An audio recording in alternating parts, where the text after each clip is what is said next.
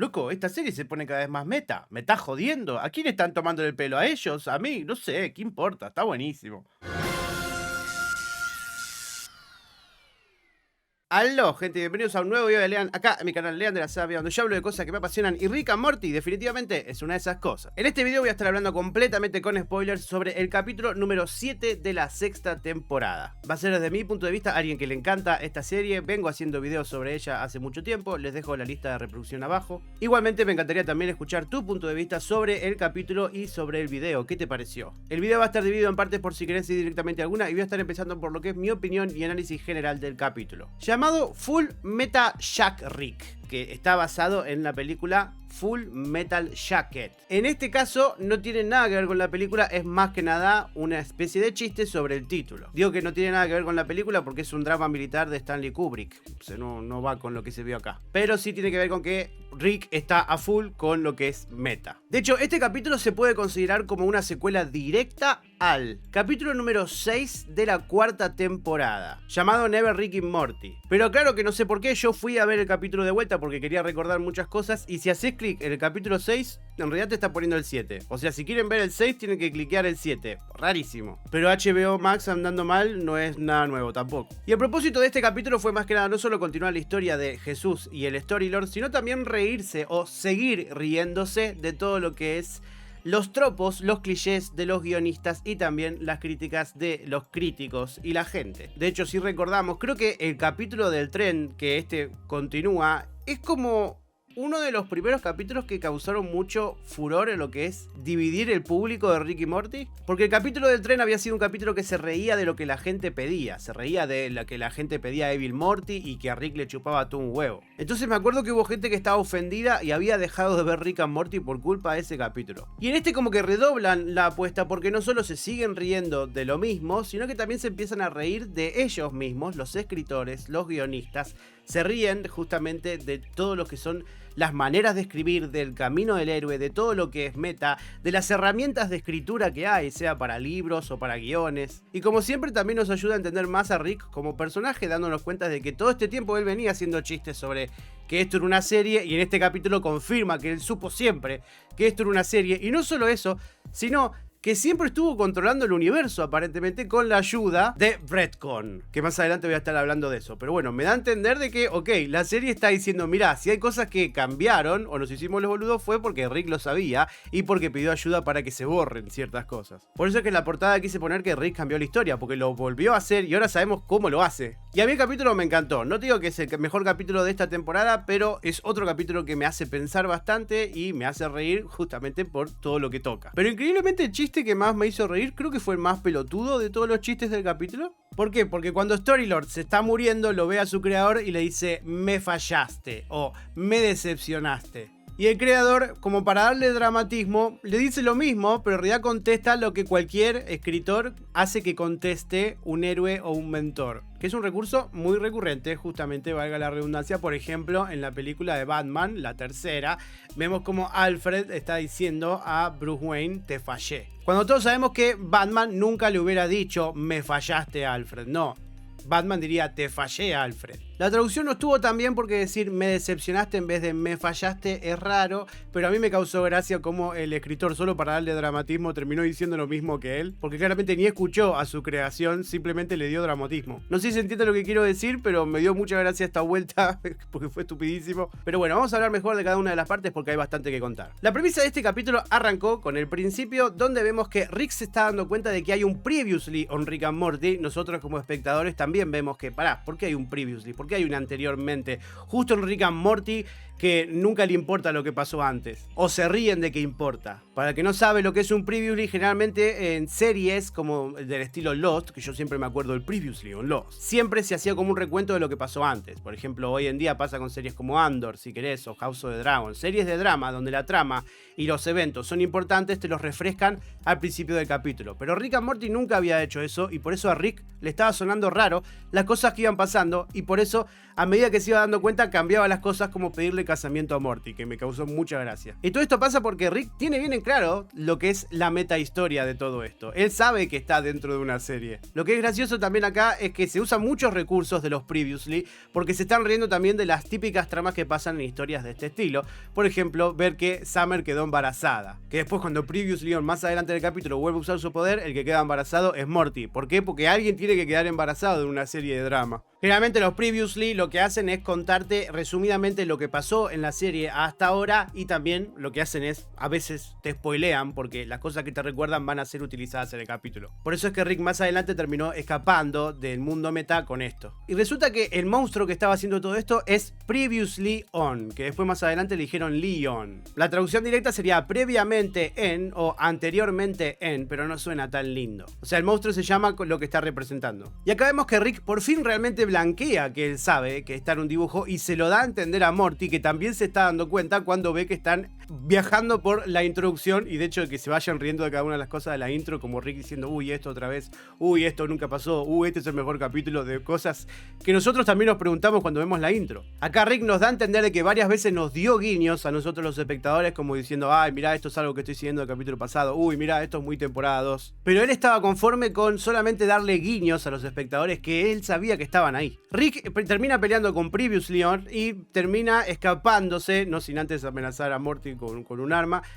Cruza por la cuarta pared, con este portal que es la cuarta pared. ¿Y a dónde va? Al mundo meta. Rick obviamente que lo quiere seguir porque no quiere que se meta más en su vida. ¿Y qué hace? Se pone unos anteojos. Y con esos anteojos, ¿qué es lo que hace Rick? Ver todas las estratagemas que usan los escritores de Rick and Morty para escribir la serie. Por eso apenas se pone los anteojos, empieza a ver cosas como Deus Ex Machina. Deus Ex Machina es justamente un recurso que se usa para resolver de manera mágica algo que pasa en la trama. Todas estas cosas y términos los estuvimos hablando en un mate a ciegas con el maestro. De hecho, 2, si les interesa, les dejo el link de esos podcasts abajo, porque nosotros también lo usamos para los análisis, los videos y reírnos también de las cosas que hablamos y vemos. Además del Deus Ex Machina, hay uno que dice Chekhov's Gun, que Chekhov's Gun es un recurso que cuando te muestran algo tipo un arma colgada, es porque va a ser relevante más adelante, principalmente en lo que es escritora, porque en lo que es audiovisual vos ves muchas cosas que no van a ser usadas, pero en lo que es escritura, si alguien te dice que hay una pistola colgada en la pared, es porque probablemente sea usada más adelante. En el visor está retratado como armas que van a ser usadas más adelante. No fueron usadas en el capítulo, pero es simplemente un guiño. Otra cosa es un telescopio, que lo que en realidad está mostrando es foreshadowing, que foreshadowing se le dice a un recurso que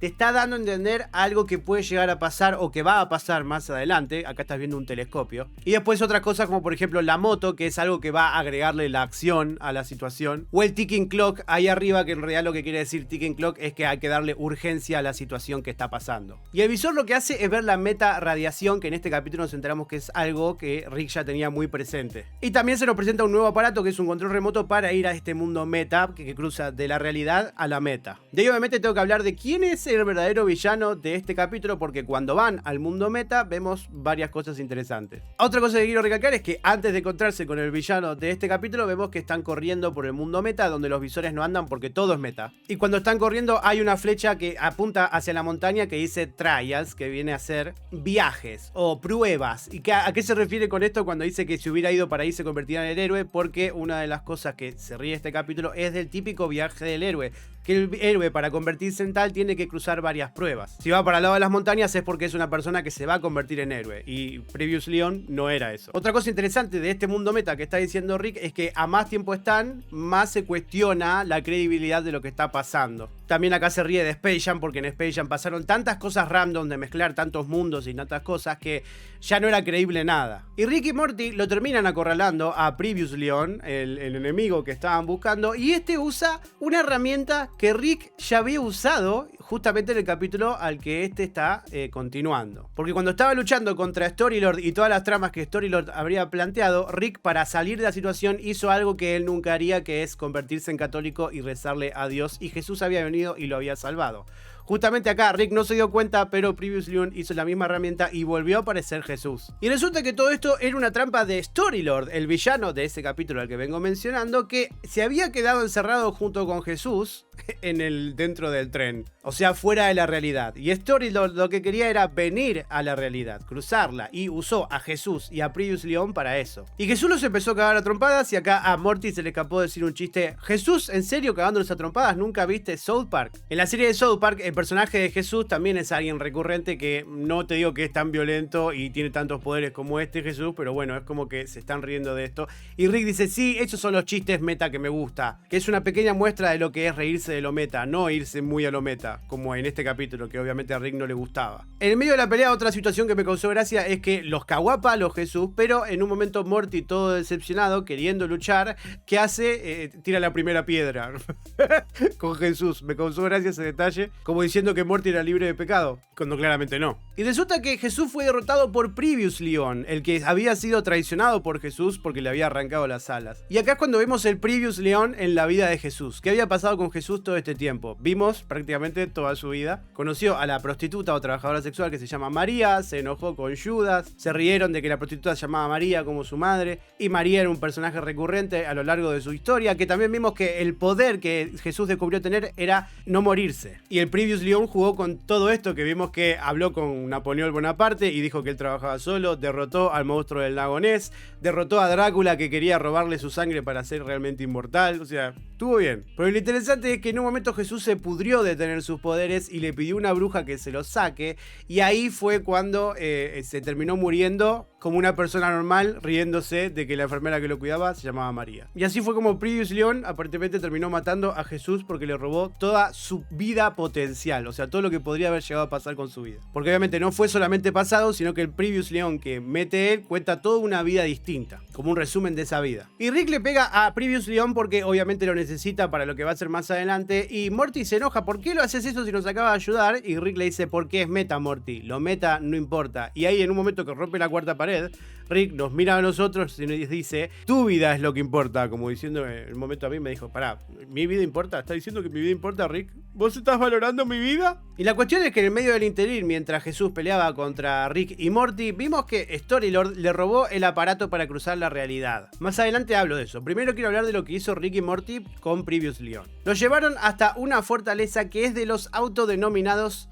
6 autorreferenciales. Acá obviamente tengo que hablar de cada uno de estos superhéroes narrativos de lo meta, porque cada uno de ellos es obviamente un recurso. El primero que nos presentan es Mislead, o traducido engañosa, que este es un recurso narrativo cuando por ejemplo te ponen algo que va a ningún lado, un red herring, que ya que estamos es un recurso que Rick and Morty usa bastante seguido, esto del engaño. Y vimos que Rick se empieza a defender de todos estos autorreferenciales usando su escudo de metaenergía, pero acá vino el segundo héroe que lucha contra todo lo meta aparentemente, que es Flashback. Obviamente otro recurso narrativo que se enteró cómo funciona la metaenergía de Rick en un flashback, recordando cómo lo había construido Rick. Este es un recurso que hay muchas series que usan, por ejemplo, el más conocido o el que las hizo populares es Lost también, que son escenas del pasado que nos rellenan la historia del personaje que estamos conociendo. Obviamente que está basado mucho en Flash, porque bueno, flashback, y me causó gracia por eso. El tercer superhéroe autorreferencial o recurso narrativo es justamente error de continuidad, continuity error. Que vemos que es una mina que tiene toda la cara mal porque es un error de continuidad, justamente me causó gracia. Que ella lo atacó a Rick poniendo ahí un montón de tanques que antes no estaban ahí. Por eso es un error de continuidad. Que esto no es tanto un recurso narrativo, sino que es algo que la gente nota cuando se pone a pensar las tramas muy de lleno, que es algo que a mí me pasa seguido. El cuarto superhéroe referencial es Nico, cuyo poder es hacer protagonista a cualquier personaje. Que vemos que acá lo convirtió a Marvin, el guardia, en una especie de protagonista de una serie de sitcom muy del estilo Married with Children, casado con hijos, que tenía su propia introducción tipo de los 80s y todo. El quinto miembro resulta que era Mr. Twist, o mejor dicho Plot Twist, que es un giro. Que me dio gracia que tenga la apariencia de un malvado villano que parece que está al final, viste, de la trama con el bigote y todo. Y que y también me causó gracia que su arma sea justamente una granada. ¿Por qué? Porque es explosiva, giro explosivo. Que de hecho Morty lo derrotó justamente con algo que él no vio venir, un giro. Resulta que acá nos dicen que el sexto en realidad no existe. Pero al final del capítulo, en la escena postcrédito, justamente conocemos a Delfin, que en inglés es Tagman, pero por primera vez me gusta más el nombre en castellano, que es Delfin. Martin, que es la persona que está después de los créditos, que en Rick and Morty pasa mucho. Acá hay un montón de chistes autorreferenciales de este tipo que está cagando trompadas a todo lo que aparece. Se está diciendo: yo termino con todo, yo estoy al final. De hecho, repite muchas de las publicidades que se escuchan al final de los capítulos de Rick and Morty, como "Did you get any of that?", o sea, ¿entendiste todo lo que acaba de pasar? Si quieren podemos hacer de cuenta que este era el sexto superhéroe. Este es un recurso narrativo que no es solamente de Rick and Morty, hay muchas series, en especial sitcoms, que al final te ponen un pequeño chiste. Y resulta que Rick vino a esta fortaleza porque en realidad venía a pedirle ayuda a un villano que estos superhéroes habían capturado. ¿Quién es este villano? Bretcon, que aparentemente ya tenía una conexión con Rick. Y el poder de Bretcon, que es cambiar las cosas que nosotros estábamos viendo. Es como un error de continuidad, pero más heavy todavía, más fuerte. Porque no solo cambia visualmente cosas, sino cambia cosas de tu propia persona. Por ejemplo, lo primero que hizo fue hacer que Miss Lid pueda ser asesinada por un café. Eso es algo que él reescribió en la meta. Es cuando se reescribe toda la historia, o se escribe un detalle muy importante de la historia, que en Rick and Morty pasó 1000 veces. Por eso me causa gracia de que Rick lo conozca y sea como el amigo de Bretcon, porque se ve que ya trabajaron juntos más de una vez. De hecho, si querés, puede ser que hasta el mismo Rick le haya pedido a Bretcon que haya eliminado a Mr. Puppy Butthole de la familia, por dar un ejemplo. Y me gustó ese detalle de que claramente Rick con Bretcon se conozcan, porque claramente trabajaron juntos más de una vez ya. Pero esta jugada a Rick le salió monumentalmente mal y terminó con Morty perdidos en el meta, y ya estaban perdiendo toda la credibilidad hasta que fueron rescatados por Joseph Campbell. Que de hecho fue gracioso ver que Morty diga que esta era la muerte menos ganada, porque justamente algo que se critica mucho en las historias de superhéroes es que esa muerte no se merecía, o esa victoria no se merecía. Y Joseph Campbell lo rescata diciendo que la muerte es un umbral. Que esto también es un chiste de lo que significa Joseph Campbell. Ahora, ¿quién es Joseph? Es alguien de que Rick and Morty ya se rió mucho, en especial porque Dan Hammond, uno de los creadores de la serie, o el guionista principal, se basa en muchas cosas de él para escribir. Joseph Campbell era un mitólogo y escritor muy famoso que escribió obras como por ejemplo El Héroe y El Héroe de las 1000 caras, que de hecho por eso vemos muchas caras de fondo cuando estamos en su oficina, donde habla mucho de las teorías y la estructura básica que tienen todas las historias que recorren las mismas cosas. Por eso jodía mucho con que todas las historias tienen a un hombre tomando sopa o preparando sopa. Irónicamente, la voz de Joseph Campbell la hace el mismo creador de Rick and Morty, Dan Hammond, porque él obviamente es fanático de Joseph Campbell. Y Joseph habla muy críptico, también riéndose de Rick, porque dice que Rick no va a cambiar nunca, de que la kriptonita de Rick es justamente el cambio, y que de hecho me dio gracia que lo salvaran porque para ellos era el camino del héroe, justamente. El casi morir fue parte del viaje del héroe, del cual Joseph tanto habla. Resulta que Joseph también había rescatado a Previous Leon, y acá a Morty se le ocurre usar a Previous Leon para escapar. ¿Por qué? Porque Previous Leon lo que hace es reescribir tu pasado o tu historia. Como lo que tenían que hacer era ir del mundo meta a la realidad y no tenían el aparato de Rick, lo que hicieron fue usar el método de acelerar la historia de Previous Leon para ir llevando las cosas que pasaron hasta que Rick pueda fabricar de vuelta este aparato. Por eso es que volvimos a ver cosas como que Morty queda embarazado o le crece la barba. Volvió a aparecer la intro de vuelta. Y la cuestión es que Rick y Morty lograban escapar para tener la pelea final con Storylord. ¿Pero qué había estado haciendo Storylord en la realidad? Había ido a la casa de su creador, que estaba en la Citadela de los Ricks, que es de la juguetería donde Morty había comprado el tren del capítulo que mencioné. Resulta que el creador obviamente la estaba pasando muy mal porque la Citadela de Ricks ya estaba completamente destruida y no había tenido éxito con sus historias, pero lo que quiero referenciar acá es que el creador de Storylord es visualmente Dan Hammond, el creador de Rick and Morty. La apariencia es igual y quieren hacer entender de que es como un escritor frustrado. Acá también aprovechan otra vez para reírse de cómo arma las historias Dan Hammond con el círculo de las historias y de cómo los Ricks fueron los que le dieron el guión para la historia del tren. Y Storylord había venido a conocer a su creador para que le dé una motivación, porque él era un villano sin motivación, obviamente que es algo que se critica mucho cuando un villano no tiene una motivación clara, y él lo que quería era tener una clara, y el creador le dice, bueno, tu motivación es buscar motivación, cosa que es verdad. Le dijo lo que ya estaba pasando, porque su motivación hasta ese momento era buscar motivación. Pero bueno, la cuestión era escalar eso. Al punto de que crearon una máquina para robarle toda la motivación al universo, y me dio gracia que el creador estaba feliz de estar influyendo a alguien por primera vez.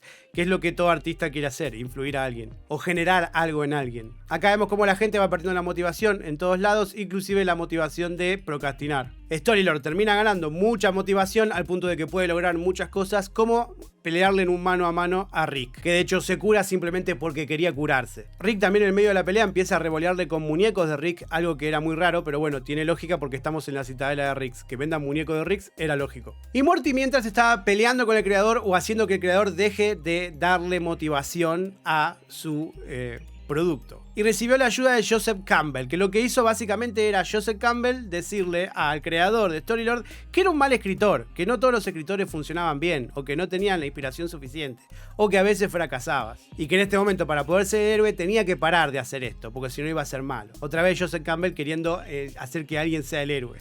Y es gracioso porque Dan Hammond, el creador de la serie, admira a Joseph Campbell. Y este capítulo se ríe de eso. La cuestión es que el escritor no lo ve a Joseph Campbell porque en realidad Joseph Campbell está muerto y está viviendo en el meta porque Joseph Campbell en la vida real falleció hace muchos años. Se ve que Morty tiene una conexión con él porque Morty perdió la credibilidad de estar mucho tiempo más allá de la cuarta pared. Y el creador, al haber escuchado a Joseph Campbell, se da cuenta, deja de darle motivación. Rick le gana la pelea, obviamente porque ya no tenía cómo defenderse, y termina muriendo con este momento que me dio mucha gracia de tú me decepcionaste. No, yo te decepcioné. Y Rick en un momento product placement dice que Joseph Campbell lo que quiere es que use al muñeco de Rick para matarlo.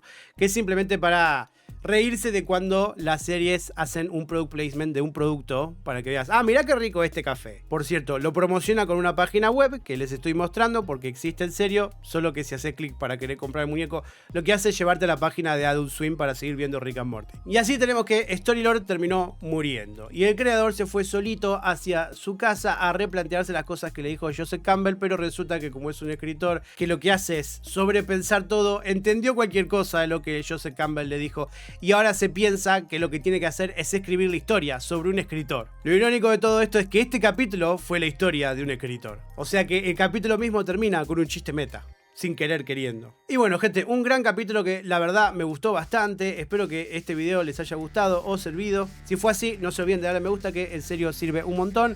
Si son nuevos, acá tiene el botón para suscribirse y enterarse cuando suba más videos como los que van a estar apareciendo acá, de otras series o películas que estuve viendo últimamente. Como siempre, muchas gracias por haber llegado hasta acá y nos vemos en el próximo video de Lean.